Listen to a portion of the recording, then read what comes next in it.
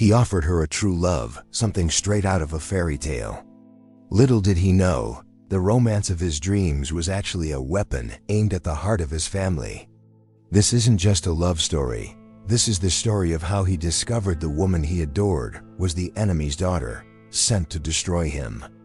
The premise is shocking: a rich man destined to perpetuate a war, and a woman with a secret identity who could set his entire world on fire. Have you ever felt betrayed by the one person you trusted blindly? Have you ever looked back and wondered if every moment of happiness was in fact a well-told lie? That's the pain that rips your soul apart when what felt like destiny reveals itself to be a calculated plan for revenge.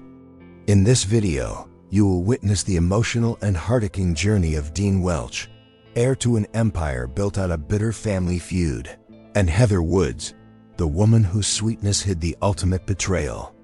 We promise a story of drama and forbidden love, with a plot twist so stunning it will leave you breathless. So get ready, because every revealed secret and every exposed lie will lead them down a path of no return. Is their love strong enough to achieve redemption, or is it doomed to become the greatest tragedy in this generational war? The truth is absolutely life-changing. If you're ready for this emotional roller coaster, comment Destiny below to show you're with us. Like this video if you believe love can conquer hate. Share it with someone who loves a powerful story.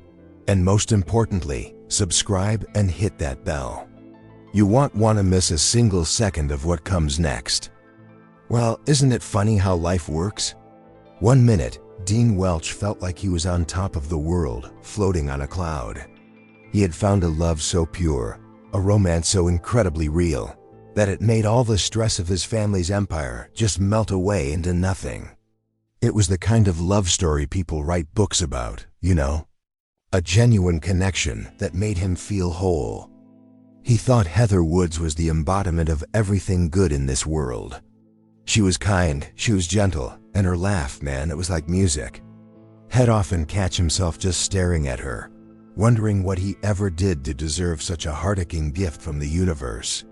This wasn't just a fling, this was destiny knocking on his door, and he had let it in with open arms. But then came the moment. It wasn't some grand cinematic explosion. No, it was quieter, colder, and a million times more devastating. A misplaced letter on a desk, her full name Heather Woods staring back at him in stark black ink. The name was a curse, a name he was taught to despise. That single piece of paper was a plot twist that hit him like a physical blow, knocking all the air from his lungs. His mind just couldn't process it. It was like trying to solve an impossible equation where love and hate were on opposite sides. The woman who had shown him the meaning of true love was a part of the family feud that had defined his entire existence. The immediate shock gave way to a cold, creeping dread. The drama wasn't on a stage, it was right here, in his heart, tearing him in two different directions at once. And in that instant, every sweet memory they had ever made together became tainted. Every shared secret, every gentle touch, was now cast under the shadow of a monumental betrayal. He felt like a fool, a pawn in some sick, twisted game he didn't even know he was playing. This forbidden love had been a lie from the very beginning, and the taste of it was bitter, like ash in his mouth. He looked at her, truly looked at her later that day, and for the first time he didn't see the woman he loved. He saw her secret identity. He saw the enemy's daughter, a ghost from a past he could never escape. The silence between them was suddenly filled with generations of hatred, a chasm that felt impossible to cross. His world hadn't just cracked, it had completely shattered into a million unrecognizable pieces. This was a life-changing revelation, the kind that redefines everything you thought you knew about yourself and the world. The kind woman he had given his heart to was a phantom, and in her place stood a symbol of everything he was sworn to destroy. How could this be happening? The one person he trusted was the one person he should have never, ever let in. What a surprise! His mind, against his will, reeled back to the beginning. He remembered the day they first met, in a quiet little bookstore downtown, both reaching for the same worn-out copy of a classic novel. It wasn't a dramatic movie-like encounter, but it was real. Her smile was a surprise, a sudden burst of sunshine on an otherwise cloudy day. It was simple, it was pure, and it was the start of their love story. The memories flooded in, vivid and painfully beautiful. Their first date, walking through the park, talking for hours as if they'd known each other for a lifetime. There was no mention of family empires or ancient rivalries. It was just a man and a woman, Dean and Heather, discovering a romance that felt like coming home. Every moment was so blissfully ignorant of the storm that was brewing just over the horizon. He recalled a rainy Tuesday when she showed up at his office with a flask of hot soup because she knew he was working late. A small, heart-aching gesture that meant the world to him. It was in these quiet moments that he fell for her, in her unwavering kindness that seemed to be her very essence. He saw her soul, he thought, and it was the most beautiful thing he had ever witnessed. This felt like true love. Their connection was deeper than just romantic gestures. They challenged each other, they made each other better. She had a way of seeing past the rich man facade, past the Welch legacy, and seeing just Dean. He felt stripped bare in the best possible way, seen and loved for who he truly was, not what he represented. This connection felt like destiny, an undeniable force pulling them together. But now, these flashbacks were a special kind of torture. Each beautiful memory was a dagger twisting in the wound of her betrayal. Was that kindness just an act? Was her compassion a tool, a part of her hidden identity designed to lure him into a trap? The thought was poison, corrupting the purest thing he had ever known and turning it into a source of unending pain and drama. He pictured her face, the way her eyes would light up when she talked about her dreams. It seemed impossible that it could all be a lie. And yet, the truth of her name Woods was irrefutable. The enemy's daughter had been sleeping in his bed, sharing his dreams, and all the while, she was a walking, breathing declaration of war. What a cruel, unbelievable plot twist. This beautiful, blossoming love, which he had cherished as the most precious part of his life, now felt like the foundation of his own destruction. It was a forbidden love from the start, he just hadn't known it.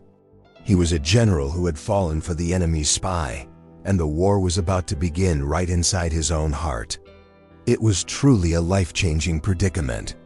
The Welch-Woods family feud wasn't just some petty disagreement, it was the stuff of local legend, a bitter rivalry that spanned back generations. It was a story of backstabbing, corporate espionage, and a betrayal so deep it had poisoned the bloodline. For as long as Dean could remember, the name Woods was spoken in his home with a unique blend of hatred and disgust. It was the first lesson he ever learned. Dean was raised to be the perfect heir, the loyal soldier in his family's eternal war. He sat through countless dinners where his father would recount the sins of the Woods family, drilling into him the importance of vigilance and strength. He was taught that love and business don't mix, and that sentiment was a weakness the enemy would exploit. His destiny, it seemed, was to carry the torch of this animosity. He had always accepted this role without question. It was his duty, his legacy. He excelled in the family business, always looking for a way to outmaneuver their rivals, to land a blow that would honor his ancestors. He was a Welch through and through, and their drama was his drama. He wore his family's prejudice like a suit of armor, believing it kept him safe, believing it made him strong. This animosity wasn't just emotional, it was a high-stakes game of corporate chess. Deals were sabotaged, employees were poached, and every public success for one family was seen as a devastating failure for the other. The feud was a living, breathing entity that fueled their ambitions and clouded their judgment. It was a constant, simmering pot of tension, always threatening to boil over into a loud revenge. So you can imagine the conflict raging inside him. By falling for Heather Woods, he hadn't just broken a rule, he had betrayed the very foundation of his identity. He had dishonored his father, his grandfather, and every Welch that came before him. He had willingly let the enemy's daughter past every single one of his defenses, a mistake his family would deem unforgivable. He remembered a promise he made to his father on his 21st birthday, a solemn vow to always put the family first and never, ever show weakness to a Woods. That promise now echoed in his mind, mocking him. He had not only shown weakness, he had handed his heart over to the one person on earth he was supposed to hate. This was a forbidden love of the highest, most treacherous order. His loyalty, once his defining characteristic, was now his biggest torment. Loyalty to his family meant destroying Heather. But loyalty to his heart, well, that was a concept he could no longer comprehend. The war wasn't just between the Welches and the Woods anymore. It was now raging inside of Dean Welch himself, and he was losing. It was a truly shocking turn of events. After the initial shock, a cold, calculated suspicion began to set in. Dean, torn between the man who loved Heather and the Welch heir who despised the Woods, decided he needed answers. He couldn't just confront her, not yet. He had to know if her perfect nature was a facade, a well-crafted hidden identity. So without even realizing it, he started to test her, setting little traps to see if she would show her true colors. It started small. He'd accidentally leave sensitive company documents on his coffee table, documents that a spy from a rival company would find irresistible. He watched her from the corner of his eye, his heart pounding, half hoping she'd take the bait, just to prove his suspicions right and end his torment. But Heather would just neatly stack the papers and hand them back to him later, chiding him gently for being so messy. Then he upped the ante. He would complain about a fictional business problem, a vulnerability in his company's strategy, watching her face for any flicker of interest, any sign that she was gathering intelligence. But she would only listen with genuine empathy, offering comfort and simple, human advice that had nothing to do with corporate warfare. Her unwavering kindness was a surprise that only deepened his confusion. It was a frustratingly heartaching display. This unintentional series of tests became a strange, painful drama playing out in their shared life. Had arranged for a chance encounter with a flirtatious business associate, just to see if she was easily swayed or had ulterior motives. Heather would handle the situation with grace and a quiet loyalty to him that was both admirable and, to his suspicious mind, deeply perplexing. She was a fortress of integrity. With every test she passed, Dean's internal conflict grew more intense. A part of him, the Welch part, was screaming that this was all part of the act, a lone con of epic proportions. But the other part, the part that was still hopelessly in love with her, saw her gentle character as proof of her innocence. He was questioning not just her, but the blind hatred he had carried his whole life. He was looking for the enemy's daughter, for a villainous scheming his downfall. But all he found was Heather, the woman who remembered how he took his coffee, the woman who could calm his anxieties with a single touch. The dissonance was maddening. He was orchestrating this secret romance filled with loyalty tests, hoping for a betrayal that never came. And so, he was left more lost than ever. Her goodness didn't feel like a secret identity, it felt like her soul. If she was acting, she was the best actor the world had ever seen. The investigation was meant to bring him clarity, but instead, it was just making him question everything. Was it possible that the foundation of his entire world, the great family feud, was somehow wrong? It's a funny thing, prejudice. It's like a suit of armor you wear for so long you forget it's even there. For Dean, his hatred for the Woods family was his armor.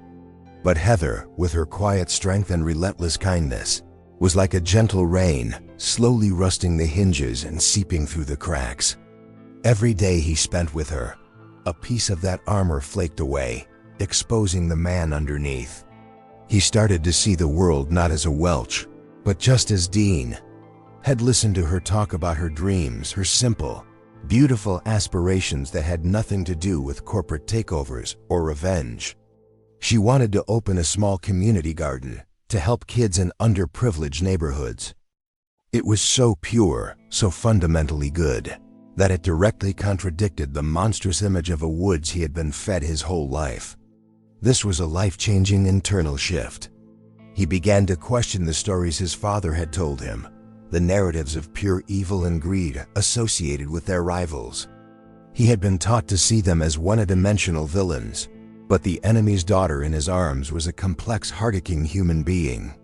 It was a cognitive dissonance that kept him up at night, staring at the ceiling and wondering who the real enemy was. The blind hatred he had carried started to feel, well, stupid. It felt heavy, like an inherited burden he was no longer sure he wanted to carry. Was this family feud truly his own? Or was he just a puppet of the past, dancing on strings pulled by long-dead ancestors? Heather's presence in his life was a constant, gentle rebellion against the very core of his upbringing. It was an unintentional plot twist in his own character arc. This process was terrifying for him. Letting go of that hatred felt like a betrayal to his own family, to his legacy. But holding on to it felt like a betrayal to his own heart, to the true love he felt for Heather. He was caught in a brutal tug-of-war between a lifetime of indoctrination and the undeniable truth of the woman sleeping beside him. It was a deeply emotional drama. He realized that his prejudice wasn't strength, it was a cage. A cage that had kept him from experiencing the world in its full, complicated glory. Heather wasn't trying to dismantle his beliefs, she was just being herself. And her authentic self was a more powerful force than any argument or business strategy. She was changing him without even trying. And so, the great Welch heir, the loyal soldier, began to doubt his own war. The lines between right and wrong, between friend and foe, were becoming hopelessly blurred. He was falling deeper in love with the one person who was supposed to be his sworn enemy, and in doing so, he was starting to find a part of himself he never knew existed. His destiny was no longer so clear. In every great love story, it seems, there's always someone watching from the wings, green with envy. For Dean and Heather, that person was Cassandra Thorne, a childhood friend of Dean's and the daughter of a close business ally. Cassandra had always believed that it was her destiny to be Mrs. Welch. She saw Heather not as a person, but as an obstacle, an unwelcome surprise in her meticulously planned life. Cassandra was sharp, ambitious, and possessed a knack for sniffing out secrets. She found Heather's lack of a visible past, her mysterious origins, to be deeply suspicious. While Dean was captivated by Heather's gentle nature, Cassandra saw it as a clever hidden identity. She was convinced that no one could be that perfect, that kind, without hiding something truly dark. Her jealousy fueled a dangerous obsession. Determined to win Dean's affection and reclaim what she felt was rightfully hers, Cassandra began her own private investigation. She started digging, hiring a private investigator to look into Heather's life before she arrived in the city. It was a quest for a weapon, a piece of damning information that would expose Heather as a fraud and send her running, leaving Dean vulnerable and in need of comfort. This subplot added a whole new layer of drama to the unfolding narrative. While Dean was fighting an internal battle over his feelings, an external threat was gathering strength, completely unbeknownst to him or Heather. Cassandra's mission for revenge against the woman who had stolen her man was a ticking time bomb, slowly counting down to a shocking explosion that would affect everyone. Cassandra's investigation started to yield small, intriguing clues. A name change here, a mysteriously wiped record there. Each piece of information was like a drop of fuel on the fire of her suspicion. She was building a case, brick by brick, twisting innocent facts into a narrative of deceit and betrayal. She was certain she was on the verge of uncovering a massive secret. She would watch Dean and Heather together at social events, her smile as fake as a $3 bill. She saw the genuine romance between them, the heart-aching way he would look at her, and it only hardened her resolve. She believed she was doing Dean a favor, saving him from a clever charlatan, the enemy's daughter. In her mind, she was the hero of this story, not the villain. And so, the stage was set for a public takedown. Cassandra was no longer just a jealous rival, she was an antagonist, actively working to destroy their relationship. She was waiting for the perfect moment, the perfect public venue, to unleash the plot twist she was so sure she had discovered. The storm was coming, and poor Heather had no idea she was standing right in its path. The tension in the boardroom was so thick you could cut it with a knife. The Welches and the Woods were facing off, a rare and volatile negotiation forced upon them by a mutual third-party interest. It was a powder keg of animosity, with Dean and his father on one side, and Heather's father, the formidable Augustus Woods, on the other. This was the heart of the family feud, raw and on full display.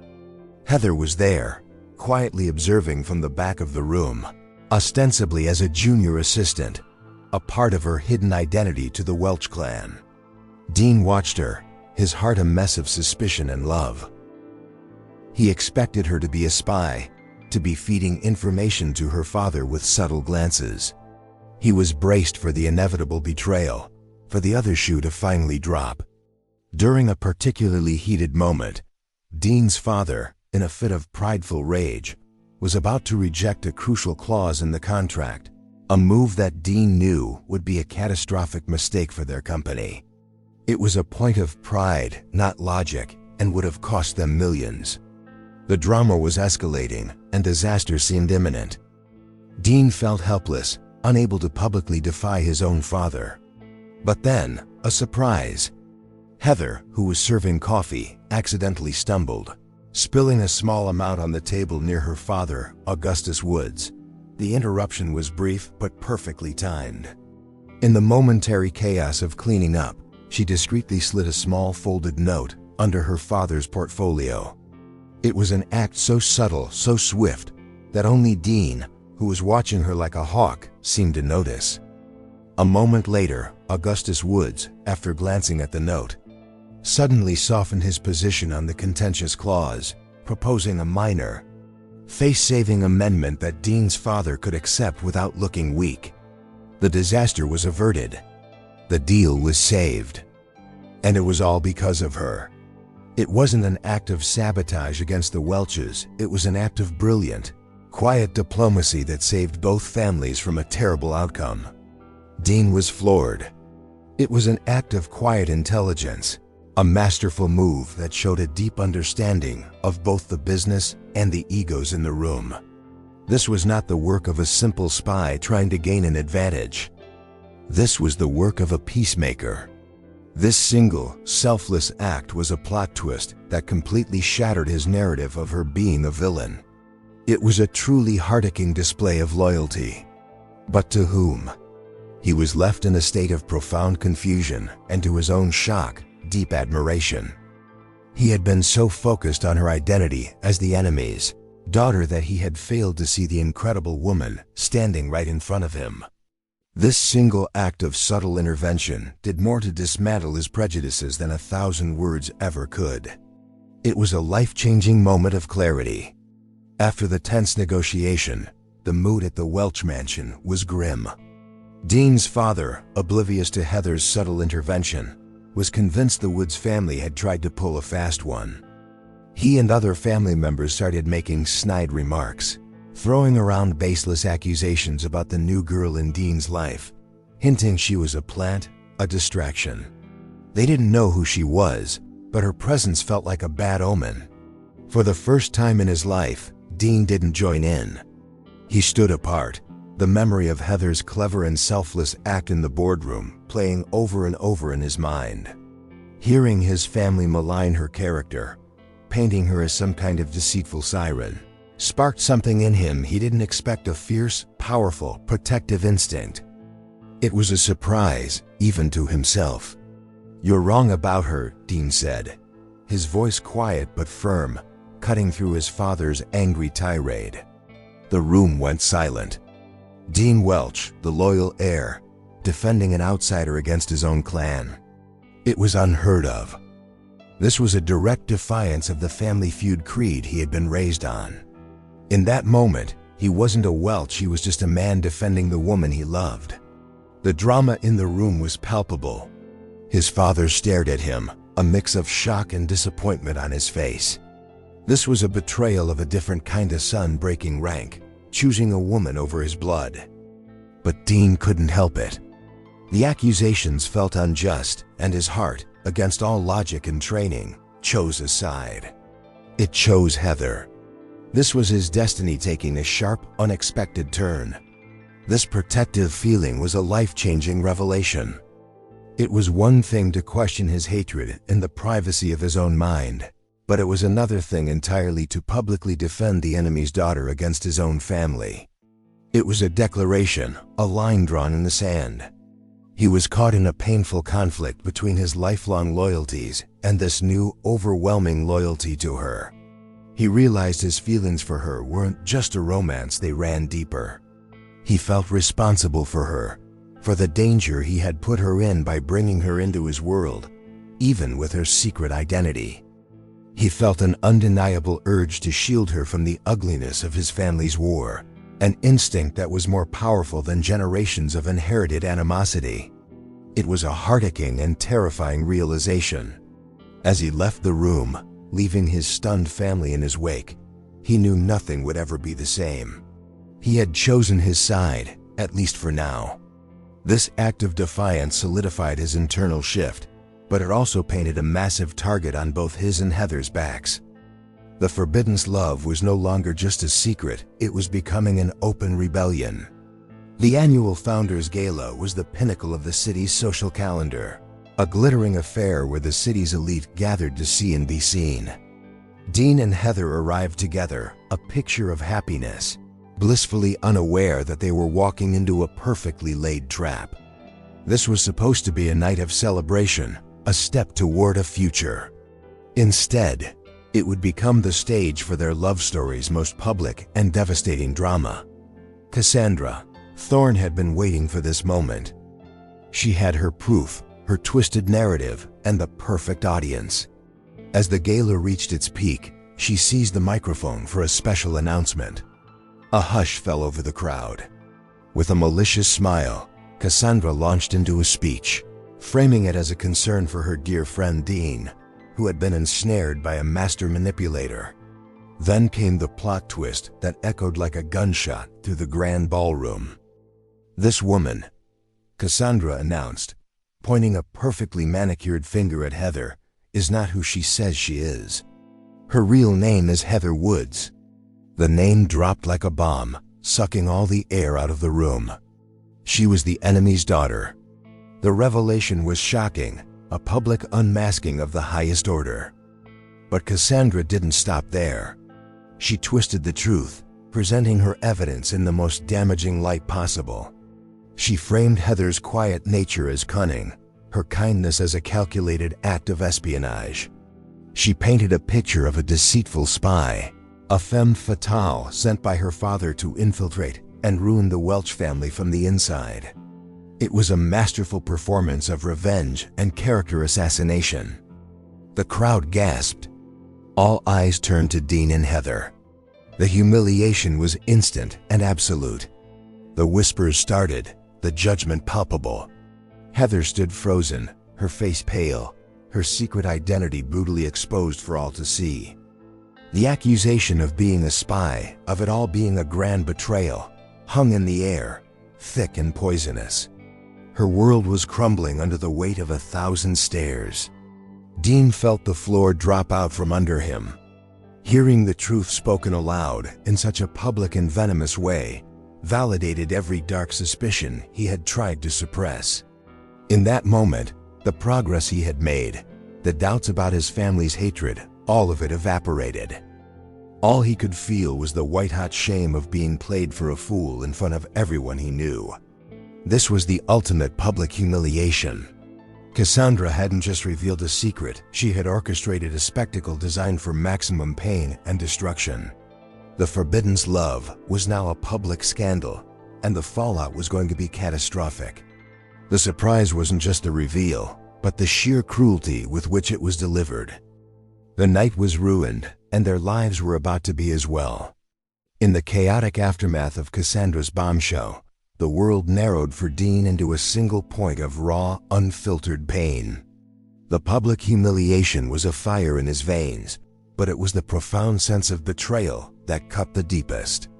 The woman he had just defended, the woman he had started to believe in, was now standing before him as the living embodiment of his family's greatest enemy. It felt like the ultimate deception. He didn't see the terror in Heather's eyes or the tears welling up. He saw the enemy's daughter. He saw a liar. He saw the architect of his downfall. Every beautiful memory, every heart-aching moment they had shared, now felt like a carefully constructed scene in a grand drama of her creation.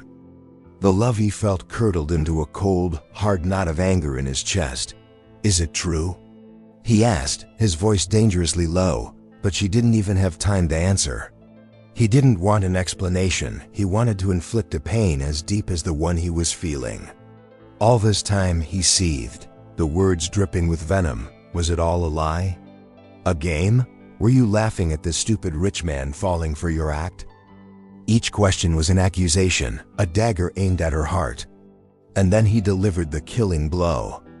"Get out," he said, the words echoing with the finality of a judge's sentence. "I don't ever want to see you again." He cast her out, not just from the party, but from his life. In front of everyone, he publicly rejected her, shattering what was left of her dignity and her heart. For Heather, who truly loved him, this was a life-changing moment of absolute devastation. Her world, which had been so filled with the hope of a forbidden love that could conquer anything, was shattered. To be accused of such a monstrous deception by the man she loved was a pain beyond measure. His words confirmed her worst fear, that their love story was never strong enough to withstand the weight of their names. The man she thought was her destiny was now her destroyer. This was the false defeat, the moment where all hope seemed lost. A heartbroken Dean, consumed by a thirst for revenge against the pain he felt, had pushed away the one person who truly saw him. He had chosen his legacy over his love, his pride over his heart. He had allowed the family feud to claim its latest victim, and in doing so, he had inflicted a wound on himself that he couldn't yet comprehend. As Heather walked away, swallowed by the crowd of judging eyes, both of their worlds were in ruins. The plot twist had not just been revealed, it had been weaponized. And the fallout from this shocking night of public destruction was only just beginning. The romance was over now. The war was about to begin in earnest. The public scandal at the gala was the spark that ignited the entire powder keg. The Welch and Woods families, who had been circling each other for years, now had a reason to declare aloud war. The spy incident, as it was now known, was the ultimate dishonor. It was no longer about business. It was a deeply personal betrayal that demanded retribution.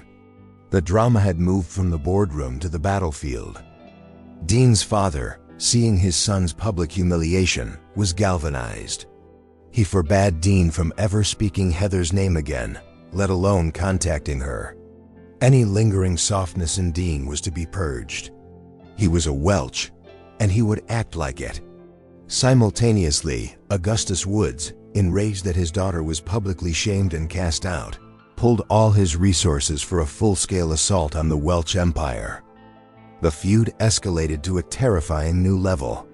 Lines of communication were severed, business partnerships were dissolved overnight, and a vicious smear campaign began in the press.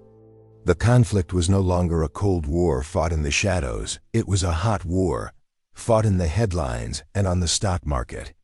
The battle between the rich man and his rival had become a citywide spectacle of revenge. For Dean and Heather, the intervention of their families was like a prison sentence.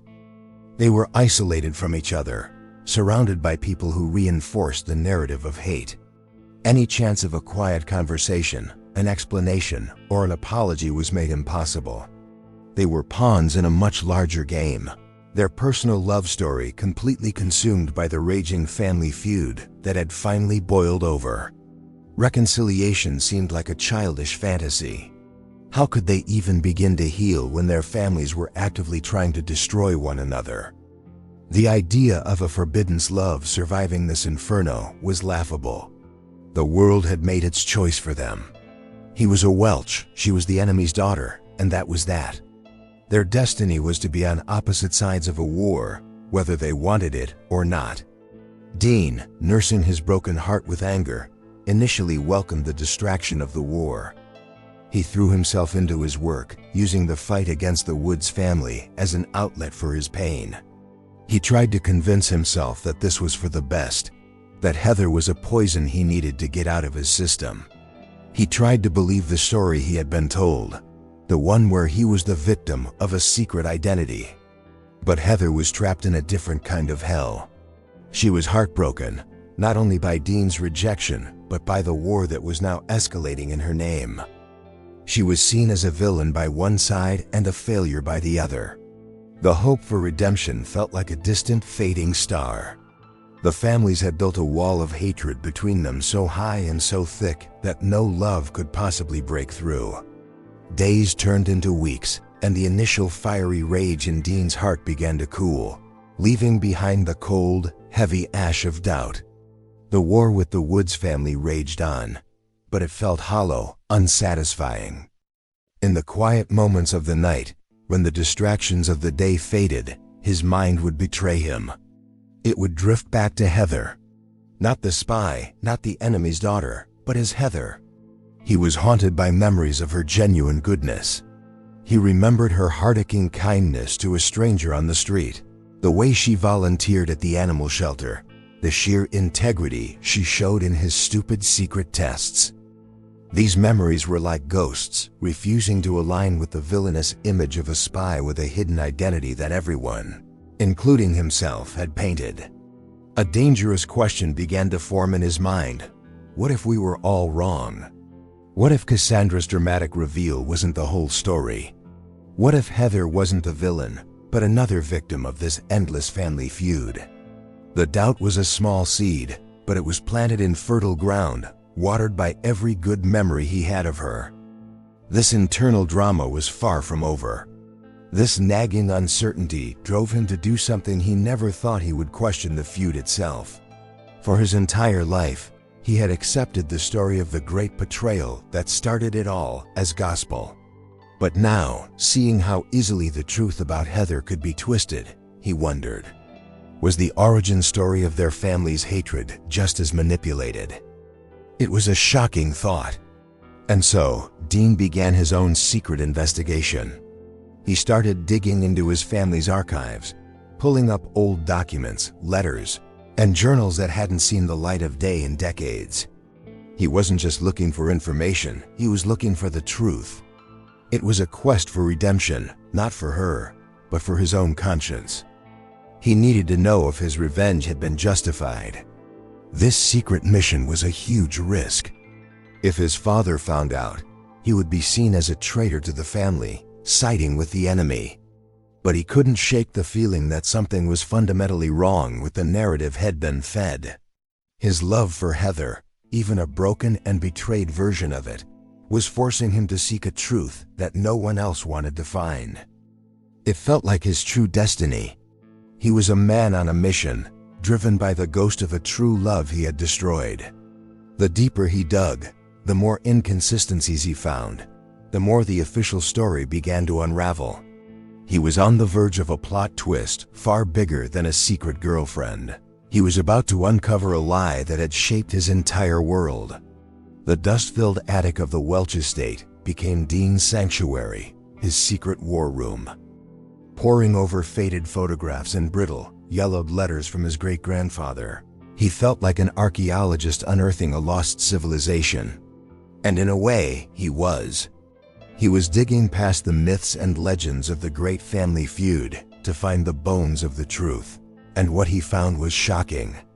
He discovered a series of letters between his great-grandfather, Alistair Welch, and Heather's great-grandfather, Jonathan Woods. In their youth, they weren't rivals, they were best friends, business partners with a shared dream. Their early correspondence was filled with hope and mutual respect. It was a heart-aching glimpse into a past he never knew existed, a direct contradiction to the drama had been taught. The plot twist came in a single tear-stained letter from Welch to a third party.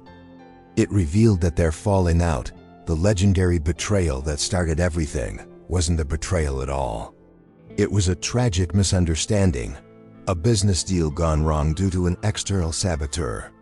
But Alistair, too proud and too hurt to admit his own mistake in trusting the wrong person, had blamed Jonathan Woods instead. The lie had taken root. Pride had prevented a confession, and over the years, the misunderstanding was retold as a malicious act of treachery. A simple lie, born of shame, had festered and grown into a generational monster. This feud wasn't built on a foundation of fact, it was built on the fragile ego of one man so long ago. The cost of that lie was immeasurable, costing both families decades of peace and happiness. This discovery was a life-changing moment for Dean.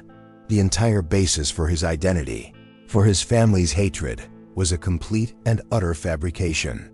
The decades of animosity, the quest for revenge, the pain inflicted on countless people. It was all for nothing. It was the most devastating and liberating truth he could have ever imagined. It was a surprise of historical proportions. He slumped back in his chair, the weight of this generational lie settling upon him. Heather wasn't the enemy's daughter in a long line of villains.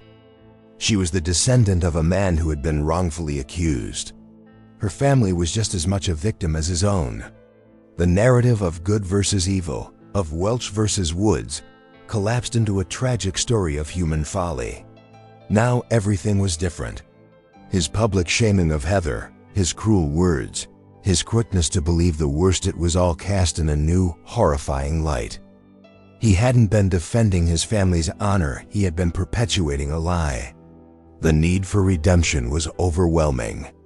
He knew what he had to do. The feud had started with a lie, and he was destined to end it with the truth. The truth of the feud's origin didn't just change Dean's perspective, it completely rewired his soul. He looked at the ongoing war between his family and the Woods, the vicious news articles, the hostile takeovers, and saw it for what it was: a pathetic, pointless farce. Heather wasn't the villain of this love story, she was its biggest victim, punished for a crime her ancestor never even committed. A new kind of fire ignited within him. It wasn't the hot rage of betrayal, but the steady, burning flame of purpose. He was done being a loyal soldier in a meaningless war. His new loyalty was to the truth and to the woman he had so terribly wronged. Defying his family was no longer a fear, it was a moral imperative. He was ready to end this cycle of hatred, no matter the cost. His destiny was suddenly crystal clear. It wasn't to lead the Welch empire to victory over the Woods. It was to broker a peace that was generations overdue. And more than that, it was to fight for Heather, to earn back her trust and prove that his true love was real, even if he had been too blind and too proud to see it clearly before. This was his path to redemption. He immediately began to formulate a plan, not as a Welch heir, but as a strategist. He knew that simply presenting the truth wouldn't be enough. The hatred was too ingrained, the pride too thick. He needed irrefutable evidence, and he needed to present it in a way that would force both families to confront the drama of their shared, painful history. This was no longer just about his romance, it was about healing a generational wound. This defiance was a complete plot twist in his own life's narrative. He started moving against his own family's interests, secretly contacting neutral board members and leaking information that would stall his father's aggressive tactics. He was committing the ultimate act of treason in the eyes of his family, all in the name of a forbidden love he now knew was worth fighting for. He felt a strange sense of freedom in this rebellion. For the first time, he wasn't acting out of duty or expectation, but out of conviction. Fighting for Heather, for the truth, felt more right than anything he had ever done in his life. The fear of his father's wrath was replaced by the fear of losing Heather for good. That was a life-changing fear that motivated his every move. His quest was twofold: expose the lie and win back the woman he loved. He knew it would be a monumental uphill battle. He had to dismantle a century of animosity while simultaneously healing a heart he had personally shattered. But for the first time, Dean Welch wasn't fighting his family's war, he was fighting his own. And he was determined to win. The stage was set for the final act of this long-running drama. Dean, using a neutral third-party mediator, orchestrated a high-stakes meeting, forcing his father and Augustus Woods into the same room. The air was electric with animosity. Both patriarchs came armed for a fight, expecting another negotiation, another battle in their endless family feud. They had no idea they were walking into a history lesson. Dean stood before them, not as an heir or a son, but as a truth teller. He began not with accusations, but with the story of two young friends, Alistair Welch and Jonathan Woods, and their shared dream. He presented the letters, the journals, the evidence he had painstakingly gathered. He walked them through the story of their friendship, a heart-aching prequel to a war that never should have happened. Then came the plot twist. He presented the final piece of evidence, the confession letter from his great-grandfather, not of betrayal by Woods, but of his own lie. He exposed the real villain of their story, a third-party competitor from a century ago, who had sabotaged the original deal and played the two friends against each other. And then he exposed the second villain, his own great-grandfather's pride. The revelation was shocking. The irrefutable proof, the handwriting, the dates, the corroborating documents left no room for argument. The entire foundation of their hatred, the original sin they had built their empires on, was a lie. Augustus Woods and Dean's father just stared at the evidence, their faces a mixture of disbelief and dawning horror. A century of revenge, all based on a misunderstanding. Dean's father was the first to crumble, the weight of his ancestors like crashing down upon him. Augustus Woods looked not with triumph, but with a profound sadness for the generations of wasted energy, of wasted hatred. The lie had cost both of their families everything.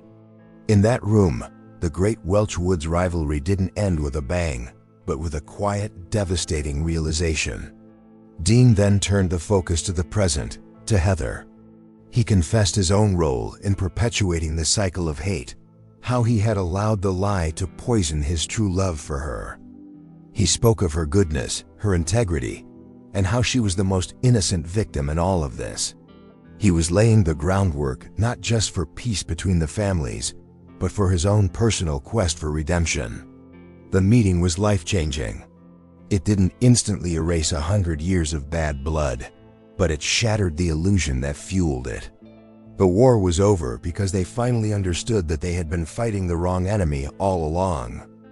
The real enemy was a lie, and the truth had finally set them free. The destiny of their families was now, for the first time, unwritten.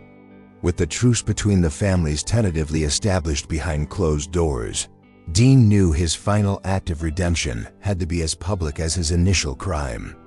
He chose the upcoming charity ball, an event attended by the same people who had witnessed Heather's humiliation, as his stage.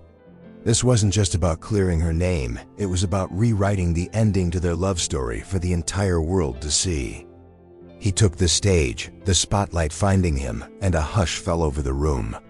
He began by publicly apologizing to the Woods family, formally ending the family feud and announcing a new era of partnership between the two companies. The announcement was shocking, sending ripples of disbelief through the city's elite. But Dean was just getting started. The true purpose of his speech was far more personal. He then spoke of Heather. He recounted the story of the lie that had started the war and confessed how he had allowed that same poison to make him hurt the best person he had ever known. He publicly shamed himself for his cruelty, for his blindness. He systematically dismantled Cassandra's accusations from that fateful night, clearing Heather's name with a raw, heart-aching sincerity that left no doubt about the truth. And then, he spoke directly to her, knowing she was watching the event's livestream from afar. "My whole life," he said, his voice thick with emotion, "I was taught that my only loyalty was to my name, to my family. I was wrong. My only loyalty is to my heart, and my heart belongs to Heather Woods." It was a grand, public declaration of a forbidden love that was forbidden no more. This was the ultimate plot twist in their public drama. The man who had cast her out was now begging for her forgiveness in front of the world. He declared that his true love for her was the only real thing in a life built on lies. He was no longer the rich man heir, he was just a man deeply in love, fighting for a second chance. It was a gesture so grand, so sincere, it was undeniably life-changing. He ended his speech with a simple, powerful plea: "I know I don't deserve it, but I'm asking for a chance to rebuild what I broke." The gesture was more than an apology, it was a testament to the power of their love. A love so strong, it had forced a man to question his entire reality, to end a century-long war, and to find the courage to choose his own destiny. Their love had not been a casualty of the war, it had been its cure. It was the catalyst that brought the truth to light and healed generations of hate. As Dean stepped off the stage, his future uncertain, one thing was clear: their romance was always destined to be more than just a simple love story. It was destined to bring peace. This story is a powerful reminder that the heaviest chains we carry are often the lies we inherit. But a true love built on courage is strong enough to shatter them all, proving that the most bitter family feud can end with forgiveness and redemption. If you also believe that one person's integrity can end a war and that love is always worth fighting for, then you've found your community.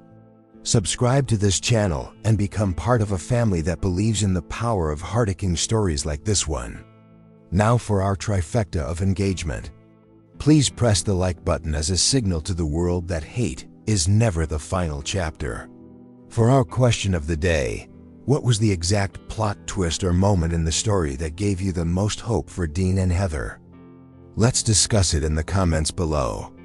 And finally, share this video with one person who needs to see a story about breaking cycles and choosing love. And while you wait for our next upload, know that our channel is a treasure chest of emotional journeys just like this one. Explore our older videos and discover other unforgettable tales filled with drama, romance, and life-changing moments. To make sure you don't miss any of the incredible stories we have yet to tell, make sure you hit that notification bell. You won't want to be left out of the next emotional roller coaster.